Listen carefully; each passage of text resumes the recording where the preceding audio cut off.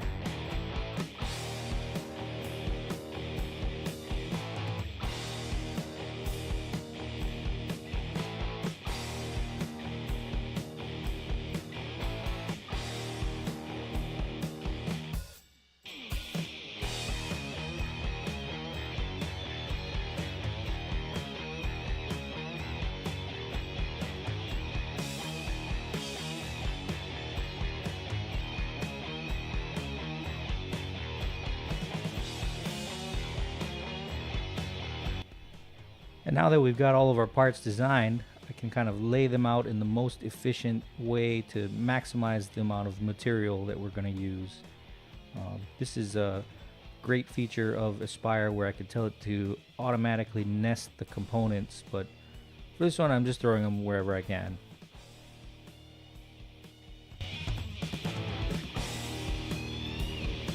And now that the CAD is done, it's onto the machine. We run a 4x4 foot ZenBot CNC router. It's been very good to us over the last 4 years. The material we're working with for this project is 1/2 inch thick Celtec board. A Celtec is a PVC foam board. You may know it as Sintra, which is just another brand name for the same product. It's very dimensionally stable, it's fairly lightweight, it's easy to cut and shape, it's also thermoformable.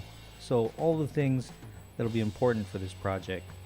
I'm estimating about a 3 or 4 pound weight savings over using 1/2 inch plywood, and a lot of hours saved at the paint and sanding stage because the Celtec board is going to come pretty much smooth and flat.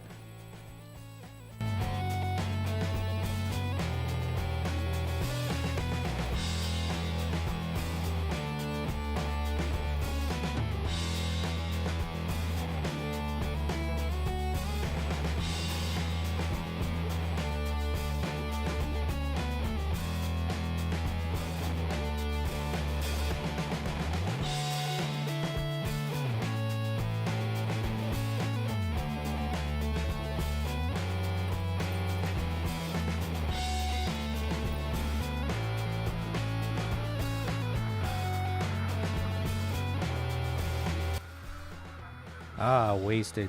Even with a good layout, tip-ups are a constant battle. You can eliminate a lot of these problems by adding tabs to the model, but then you'll have to cut out and sand off a bunch of tabs at the end. It's a balance, and since this isn't curly core or anything expensive like that, I can just crank out more parts to replace the ones that fail.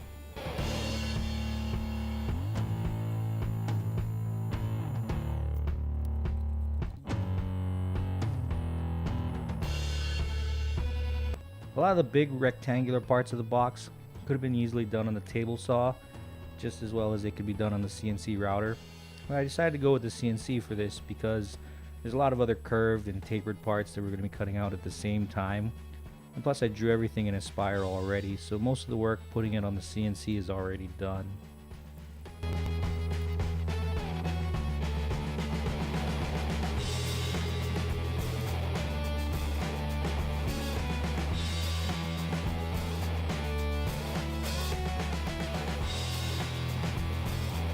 I really have no idea what I'm doing with this tapered base. I'm kind of just doing stuff and hoping that it'll come out good enough. That's always a good plan. It's better to do something than nothing.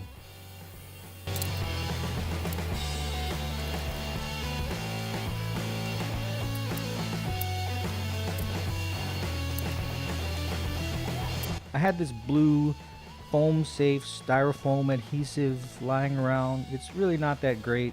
I think wood glue is better for both Sintra, even for regular styrofoam.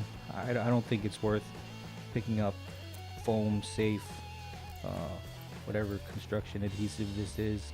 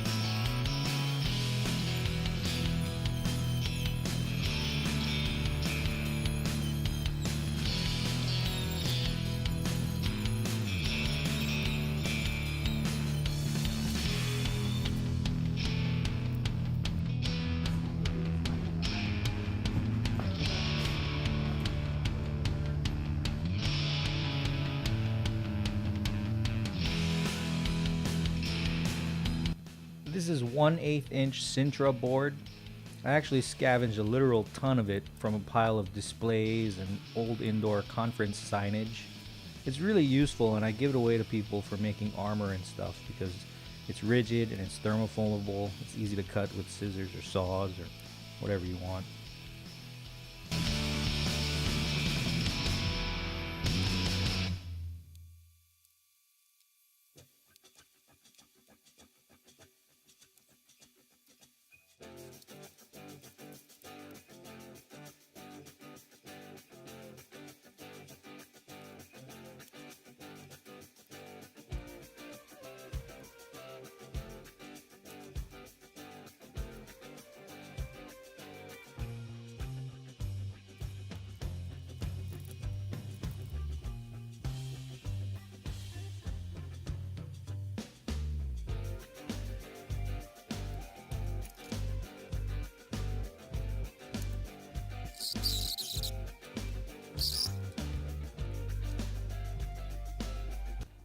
I could have come up with a plan ahead of time for the mechanical openings to house all of the behind the scenes stuff like the speakers and the batteries and gain access to them. But I didn't know at that time what kind of electronics would go inside, so I really just cut some big holes in it, figuring I would cover them up later.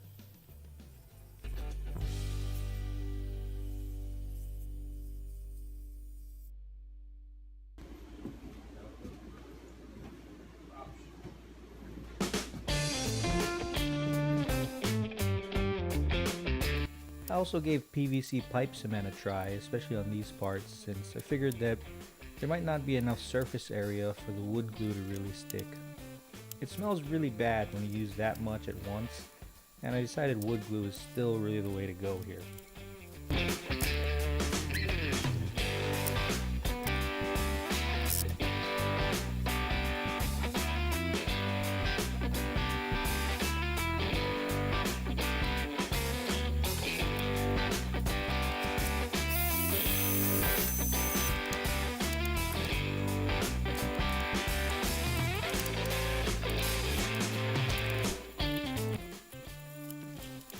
The batteries are made out of empty Oracal vinyl tubes. We cut a lot of vinyl and produce a lot of empty cardboard tubes. I scaled the whole laser around the tubes. PVC pipe would also work fine, but cardboard tubes are lighter and I have a ton of them lying around.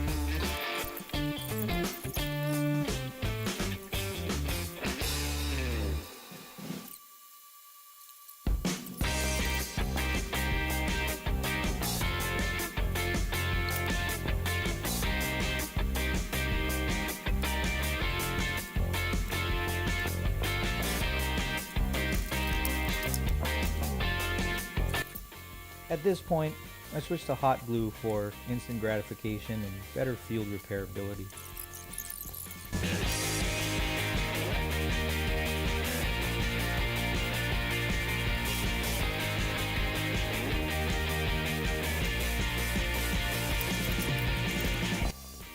The paint is bare color samples from Home Depot.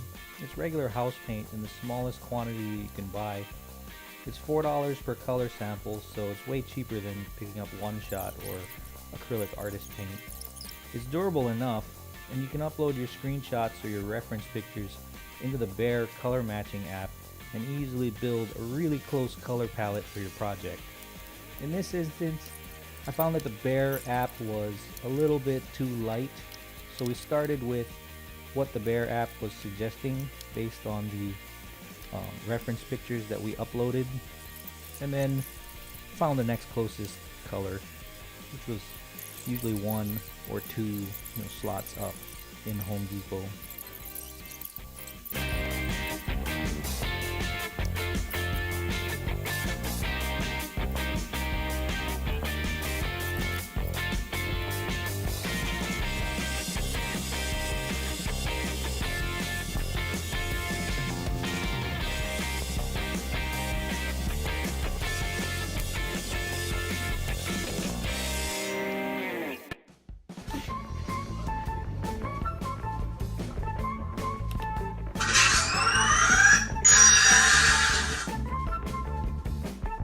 For the electronics, I'm using an Arduino Nano to run the lights and set the timing, and an Adafruit AudioFX Mini for the sound. The AudioFX that I bought doesn't have a built-in amp, and the version that does have an amp seems a little too small for the amount of sound that I want to get out of it. So the sound goes into a Pyle wearable loudspeaker. These are handy for tour guides and popular for cosplay if you need a voice or a sound effects kind of loudspeaker. I know Stormtroopers and Darth Vaders and a lot of other costumes have used these.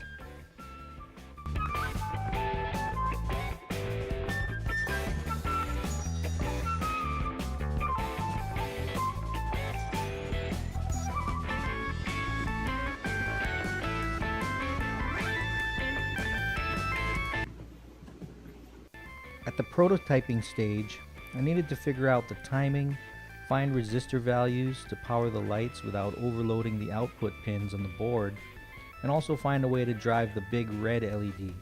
The big red LED It's actually a 3-watt red CREE LED that I ripped out of a $3 flashlight that I bought on Amazon. This was useful because I got both the LED and the primary focus lens. I thought that the rest of the flashlight would be useful for a power supply and maybe a switch, and maybe I could just include the entire flashlight, but it turns out that there's no way to bypass the stupid brightness and flashing modes in the light, so I just ripped the LED out.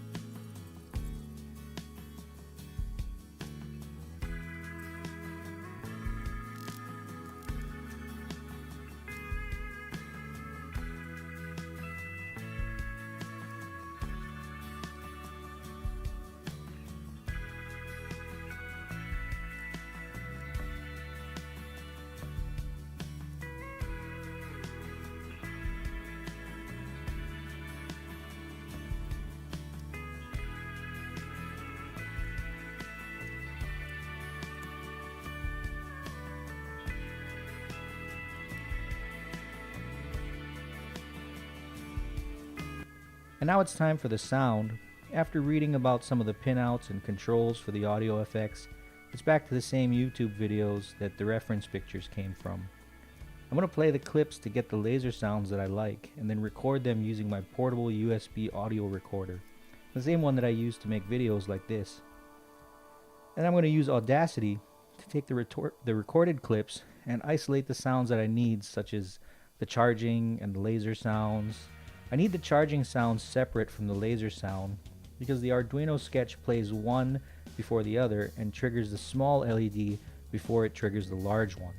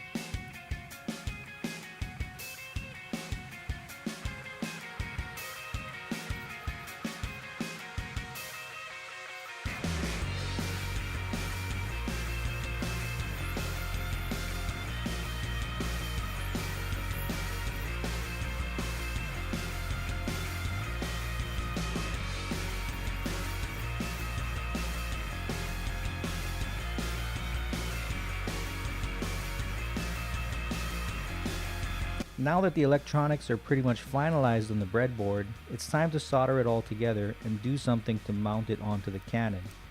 I'd really thought about dropping the schematic into Eagle and milling a custom circuit board, but I really want people to know that it isn't necessary to do in order to make electronics projects. And this one is just so simple.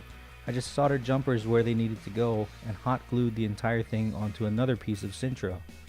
The hot glue holds all of the components together and keeps any jumpers from moving or coming loose, but it also makes it difficult to modify later on, which I ended up doing in order to accommodate feature requests for more sounds later on.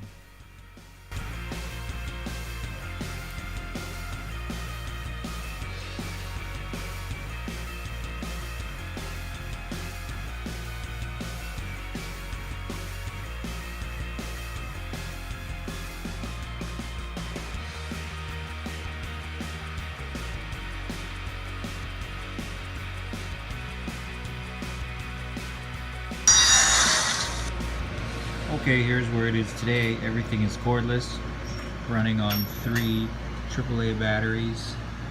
I made a lens holder that holds the primary and secondary lenses in 2 coffee cups, and do a lot of hot glue. That's fine, I don't feel like printing a board. It'll last through the Comic-Con. Let's try.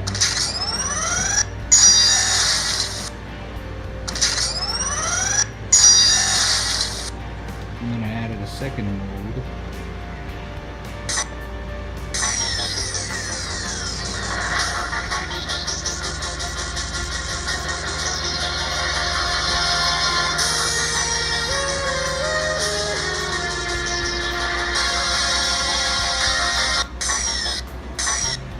Yeah.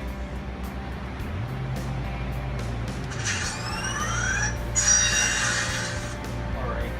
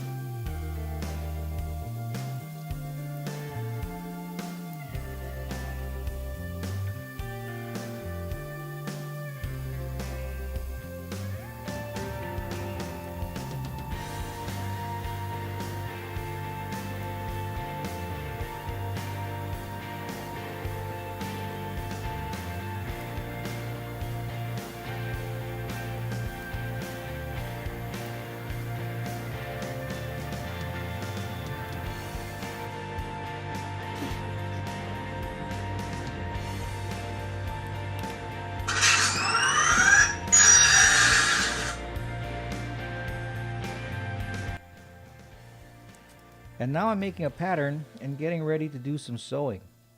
A little minor scope creep in the terms of this project, but it's okay, you know, it's for a friend and this is not very difficult. These pieces will be the rib cage for the Pickle Rick costume.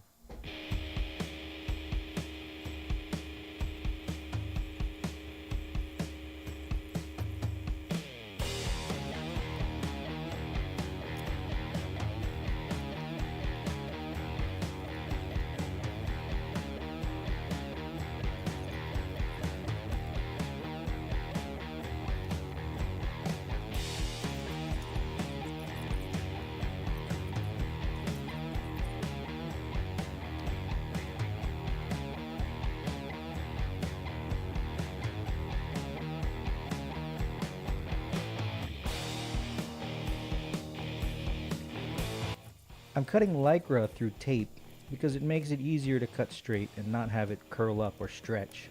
Otherwise, cutting stretchy, thin fabric is a huge pain. I don't know how pros do it, and I have fabric shears somewhere. I just know that this works really good.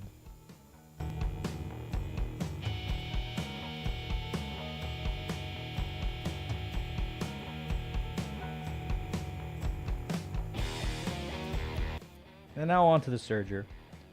We've had this green baby lock serger since I was a little kid, and I never understood the difference between a sewing machine and a serger. For stretchy fabric like this, the serger is great for making seams that don't rip apart when stretched. If you don't have a serger, you can do a wide diagonal stitch, or even simulate the overlock stitch that a serger makes by doing a diagonal stitch over the edge of the fabric.